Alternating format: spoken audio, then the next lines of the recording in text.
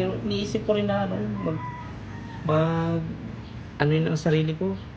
Pag nangyari yun, parang mawala sila.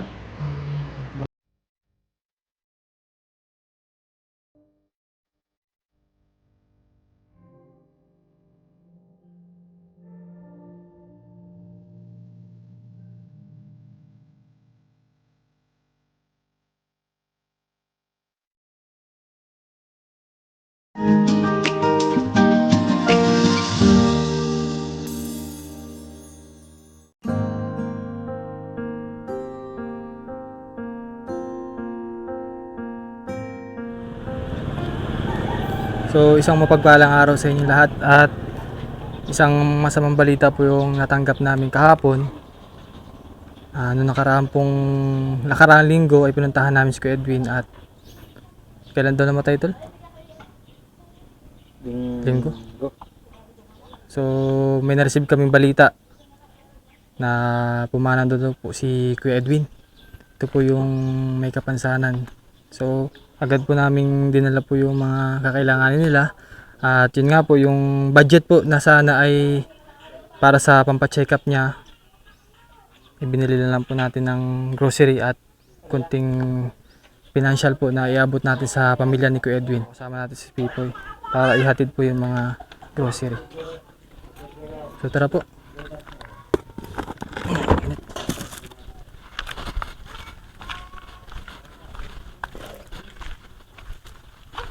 Hanggang hapon po.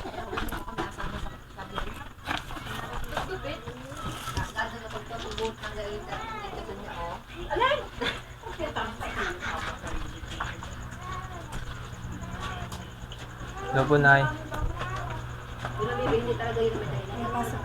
Gigiramay po kami sa pagkawalan ni tatay.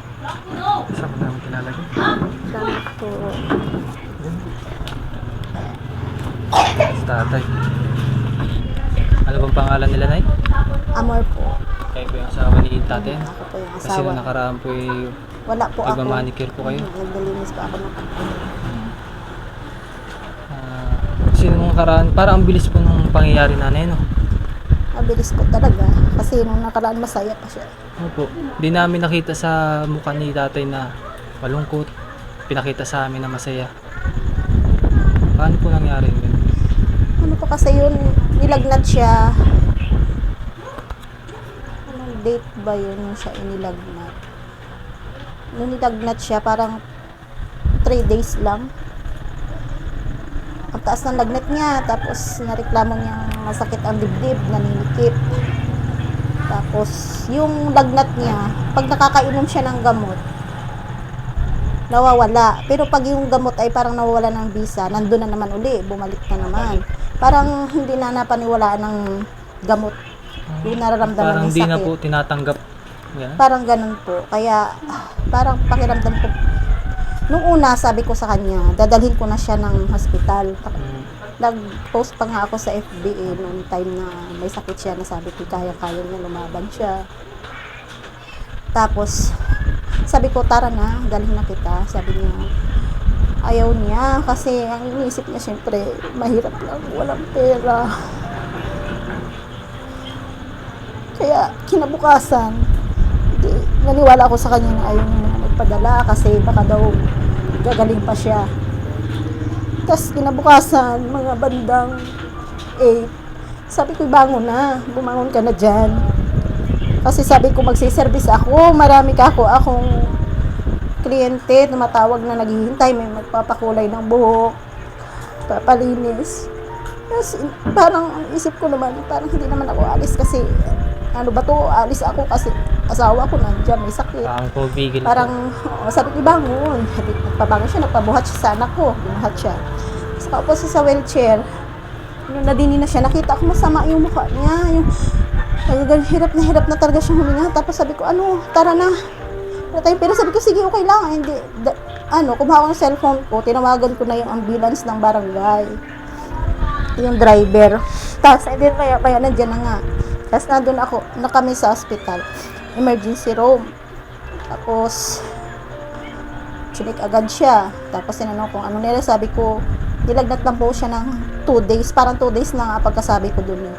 Nilagnat na po siya, tapos naninipit po yung dibdib niya. Tapos, anong gusto mo? Sabi ko, paswiruhan ko po para, hindi, chinik siya. Tapos, yung oxygen pala niya, oxygen level sa katawan niya, mababa na 85. Tapos, nung sa 85 na yun, check din yung blood pressure niya. Parang 80-60. Tapos, check ulit. Ang BP, ang kanyang oxygen level bumagsak ng 80. Tapos sabi ni Doc, kung papayag daw po ba akong papatubuhan siya. Kasi narinig, sabi niya, ayokong papatubuhan. Sabi ko, ayoko, Doc, syempre susundin ko po yung pasyente ko kasi baka ano mangyari. Di sabi, ipipirma na lang kayo. Di pumirma na po ako ng waiver na ayaw niya. Parang sinunod yun na rin po si tatay. Kung ano po yung ayaw niya kasi siyang nakakaramdam ng katawan niya. So madaling sabi po ay parang ayaw na rin ni tatay na gumastos pa po kayo. Parang ganun po. Kasi feeling niya, pag daw siya ay tinubuhan, baka doon siya mabilis na mawala. Tapos, yun nga, nung ayos na yun, doon kami nilagay sa isolation ward sa COVID patient. Kasi nga, suspected siya na siya ay ganun. Pero siya ay negative sa rapid test. Hindi na nandun na kami sa kwarto. Ayun, lahat ng hirap, nararamdaman niya. Hirap siya niya. Pabaling-baling ang posisyon. Patagilid, ayusin yung paa niya. Lahat. Pero si tatay po ba may sakit sa puso? May po sila. Yung tatay niya parang doon na may history. History po sila. Kaya yun, sabi niya, hindi ko na kaya. Yung bandang huling sabi niya, hindi ko na kaya. Kaya nagpapaalam siya sa akin. Sabi ko, huwag. Kapit ka lang, sabi ko. Kasi kung mawawala ka, anong mangyayari sa pag uwi ako ng bahay, pag sa Pilipinas, wala na akong madadat ng katulad mo. Sasalubong po. Walang sasalubong na. Nagising ako ng maga, wala akong makikitang katulad niya. Mahirap, kaya nung makaawa na siya na pumayag na ako. Kasi sabi ko, hindi ko kaya. Ang sagot niya sa akin, kayang-kaya ko daw. Kasi malakas daw ako. Hindi daw ako mahina. Ganun. Pero nakita kong hirap na. Sabi ko, sige na, tulog ka na, pahinga ka na. Kasi kung doon wala ka nang mararamdam ang hirap. Bukso ko. So kasi nung nakaraan po ay pumunta kami dito. At yun nga po yung sabi niya. Gusto niya daw talagang kasi mas iniisip po yung mga ginagawa niyong effort. Parang nagiging na siya. Parang dun pa lamang po ay alam na po namin na parang gusto niya ay gumaan na po ang buhay niya. Kung iniisip niya yung mga ganong bagay po. Kaya nung nakausap po namin, pinapalakas namin yung loob niya. Para kahit paano po ay hindi siya mag-isip ng nagiging pabigat na sa pamilya. So yun nga po yung plano sana namin. Papacheck up sana namin si tatay. Babalik po sana kami ngayong linggo para ipa-check up si tatay. Kasi sabi niya, hindi pa nalalaman yung kung bakit siya naging naging paralyzed po yung half body niya. So hindi namin expect na ganito po yung aabutin namin dito. Bumigay na po siya.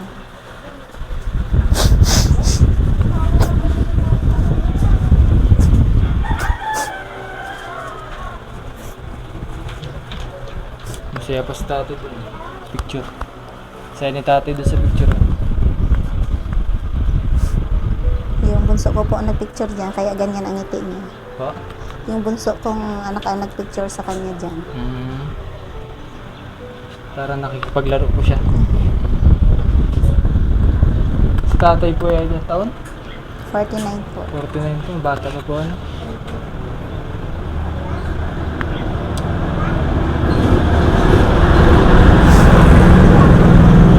So alam naman natin yung pag naging ganito po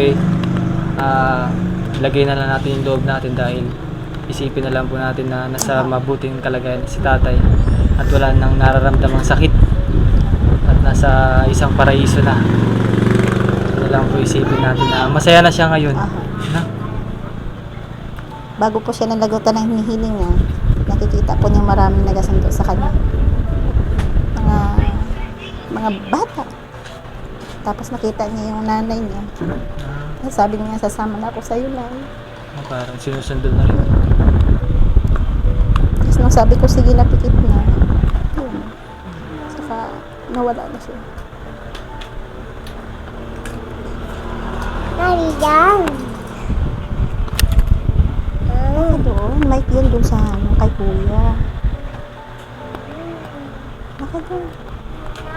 Balikan yan. So nanay, ano po yung mga bagay na mamimiss mo kay tatay? Marami po. Yung sa kabila ng may problema, nakangiti. Yung sa bagay na mahina ka, kahit siya yung mahina, siya yung nagpapalakas din ng loob ko. Nagpapayo.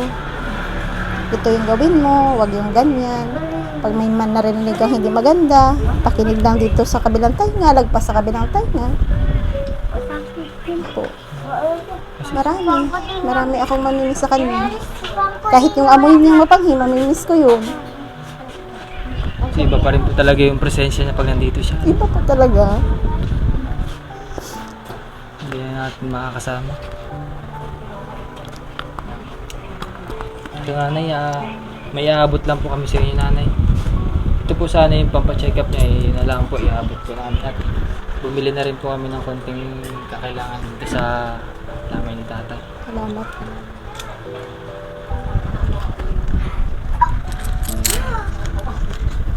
So ito po yung 4,000 po, bali po ang napamili namin kanina ay ayan po, 1,000 plus.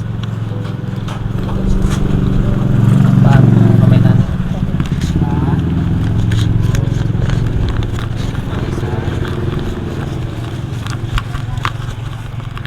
2,942 po. At nagpapasalamat po kay Ma'am Betty sa pagpapabot ng tulong na kay tatay. Sana ipampacheck up po. At bigay na po namin yung budget para kay tatay at binigay na po natin kay nanay. So thank you very much po at sa lahat po ng nakapanood. Thank you po sa inyong pagsuporta sa PBT Mindoro. Nanay, may message po kita. Maraming salamat po sa inyo. Sa unang pagbisita po ninyo na wala ako. At sa ngayong pagbisita ninyo ngayon. At sa pag-abot po ng inyong tulong. Maraming salamat po. Ito po ay malaking patulungan po sa kondisyon namin ngayon. Alam ko pong masaya siya sa pagdalaw po ninyo ulit. Maraming pong salamat. Kasi nung pagpunta namin, nakangiti agad si tatay, parang walang problema. Masaya na po yun. Muli po nakikiramay po ang PBT Mindoro sa pagkawala ni tatay. Salamat po. So, dito ko na natatapusin yung vlog ko po. Maraming salamat po sa inyong suporta. Thank you po.